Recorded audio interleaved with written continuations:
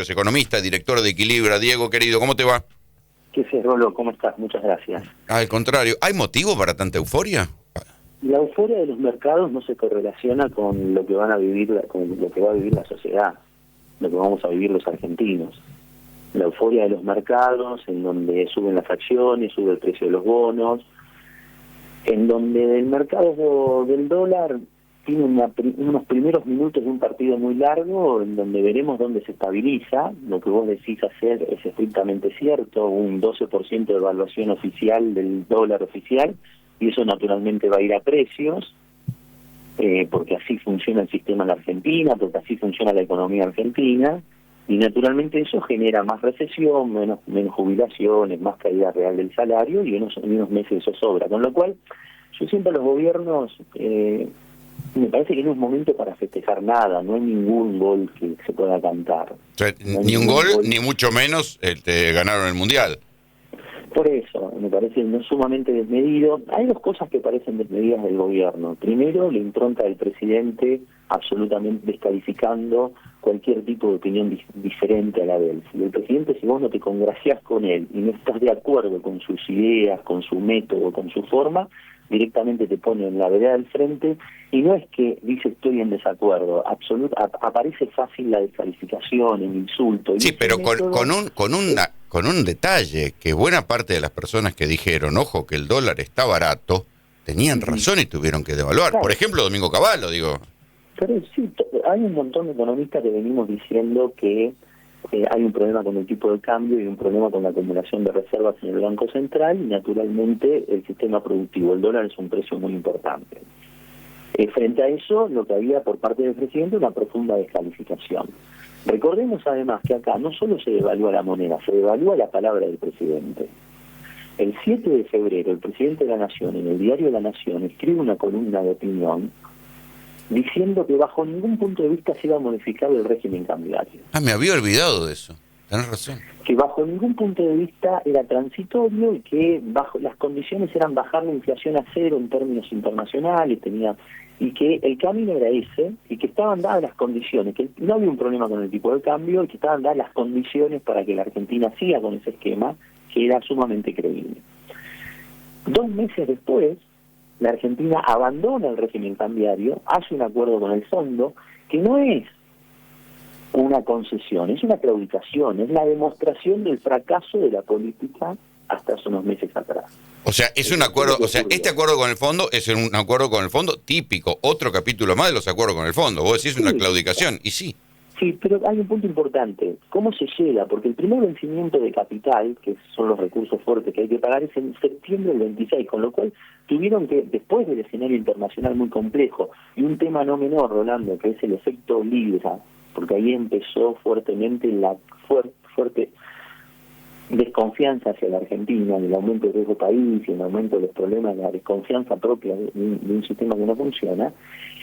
A partir de ahí se empieza a empujar la situación del Banco Central y tienen que ir corriendo al Banco Central, al FMI, a un acuerdo típico con el fondo, en donde siempre hay un capítulo monetario, fundamentalmente de mucha restricción, de una política monetaria muy restrictiva, cada vez más restrictiva, y a eso se le suma básicamente una meta fiscal muy exigente, tanto para este año como para los años próximos. Vos fijate que cómo es el acuerdo, te doy la plata ahora, la disfruta Caputo Milei, pero dentro de 4 años hay que hacer un ajuste de 2,5% del PBI. Claro. Un ajuste muy significativo.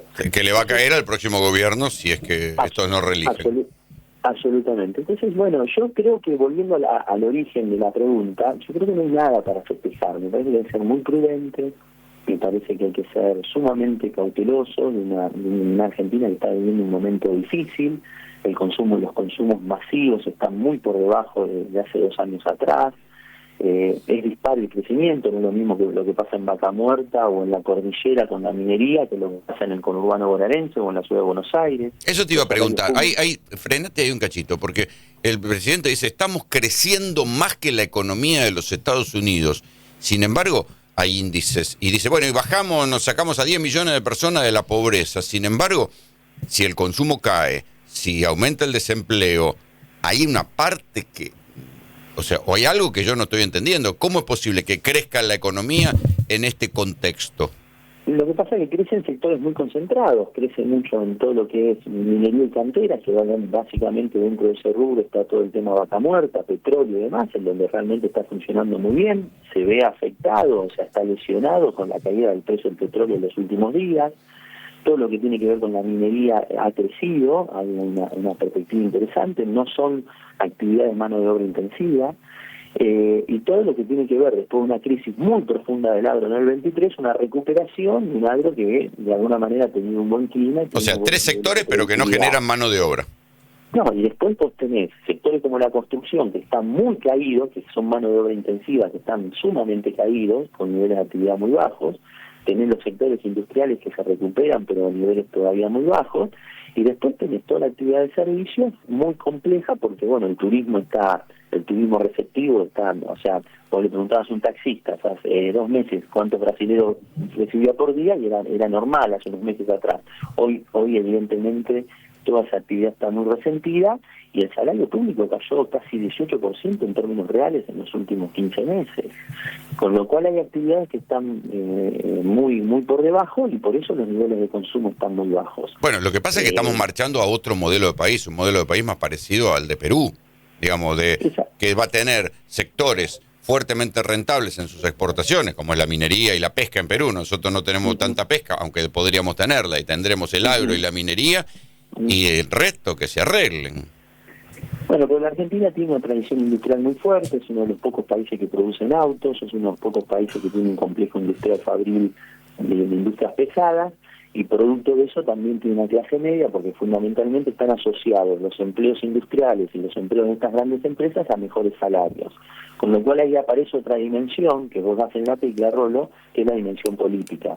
Entonces, por un lado están los mercados, los mercados festejan, los mercados que más reservan en el Banco Central, que van a cobrar los BOPREAL, los bonos, las acciones mejoran. Y por el otro lado está la economía real, la economía de la señora que vive en La Matanza y que dice, che, a mí yo no llego a fin de mes, la inflación es más alta de lo que me dicen los índices, no hay laburo y no hay actividad.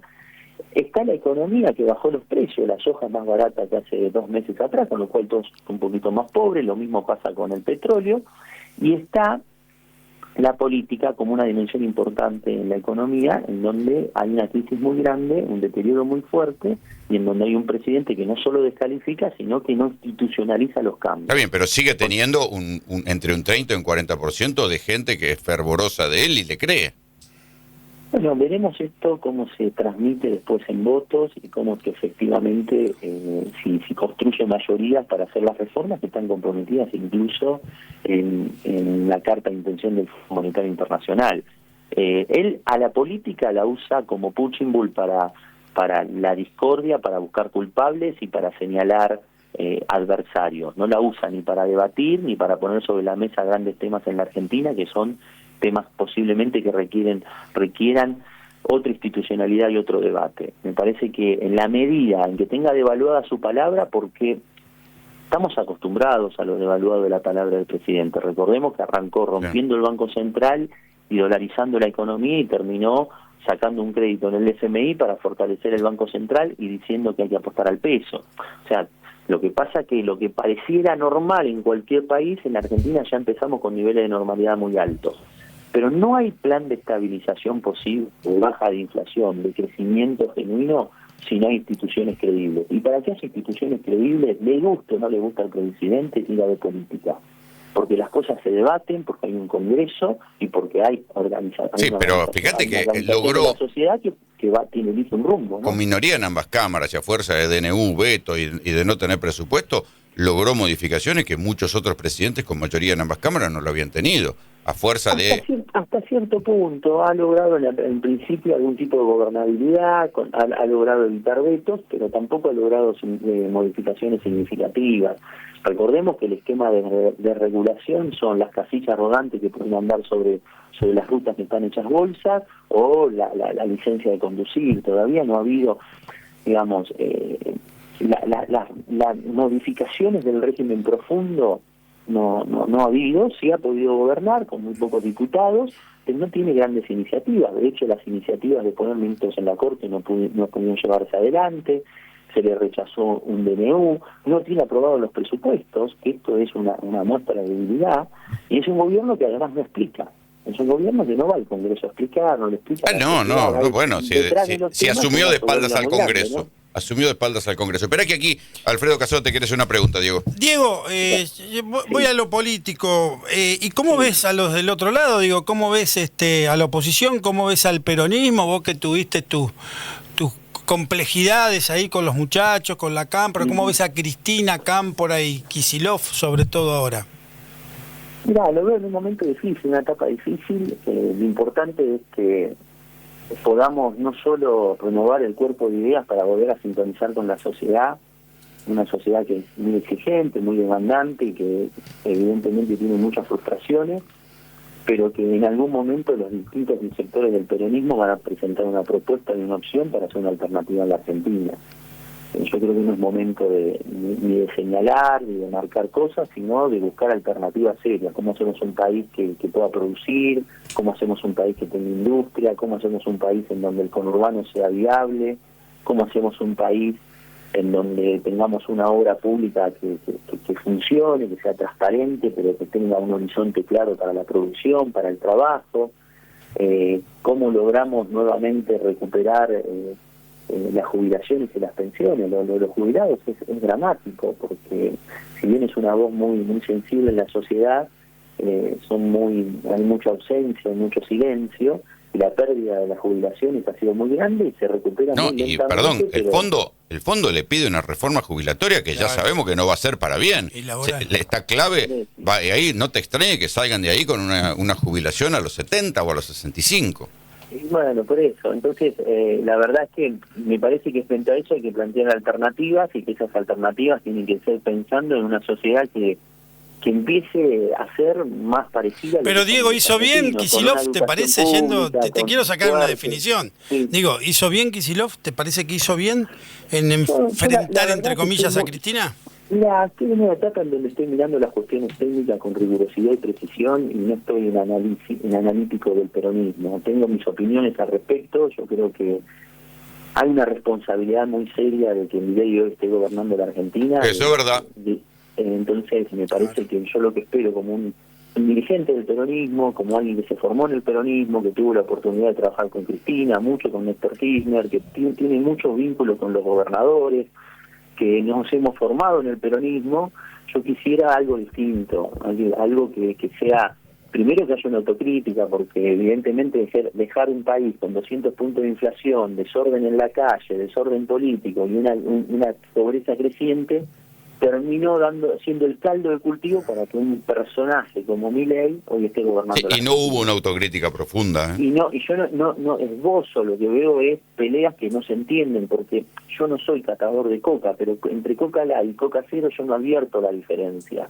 Pero yo veo una pelea muy fuerte en donde no advierto cuál es básicamente el fondo de esa pelea, que son modelos distintos, formas distintas, mecanismos distintos, ideas distintas. Y me parece que es importante, porque me parece que las ideas que tenemos que tener de frente a la sociedad en un mundo muy cambiante son totalmente deben ser renovadas. Entiendo que la renovación de inicio de los 80 tenía esa impronta profundamente democrática, con una mirada distinta hacia el pasado, y pudo sintonizar con la sociedad y pudo volver al gobierno y recuperar la iniciativa del peronismo. Diego. Se cambió el mundo, se cayó el muro de Berlín, bueno, hay otras cosas para explicar. Espera que acá tenés lo mismo, ¿no? Acá tenés a un viejo conocido. ¿Cómo le va? Cerolini lo saluda, ¿cómo está? ¿Cómo anda? ¿Cómo anda, Dieguito? Se ríe, mira. Bien. Escúchame, la pregunta tiene que ver con esto. Yo me acuerdo cuando vos te fuiste del ANSES, que el ANSES tenía casi 2 veces las reservas en activos del Banco Central.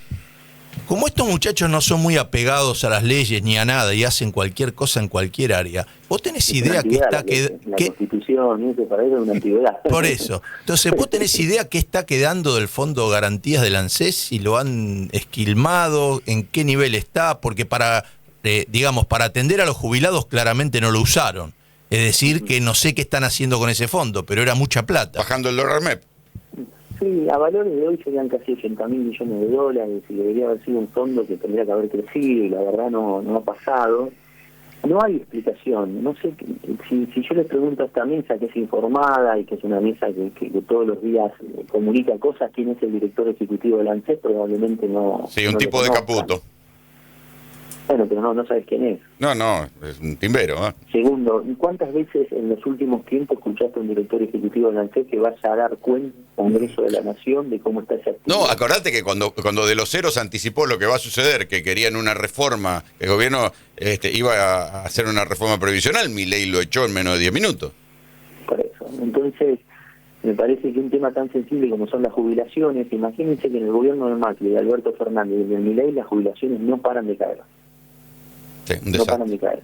Diego, El te máximo que fue en el 2015, el poder adquisitivo y el respaldo de esos activos, la verdad que está son papelitos del tesoro básicamente, y no han tenido una mirada productiva, y bueno, la verdad es que es lastimoso porque, como vos bien decís, Fernando, no solo no hay apego a la normativa, sino que hay una conceptualidad de que eso es una antigüedad, y bueno, gobernemos por tweets, que es lo más fácil, lo más sencillo. Diego, te agradezco mucho el contacto, te mandamos un abrazo. Un abrazo grande a los dos. Diego Bocio, economista, director de Equilibra.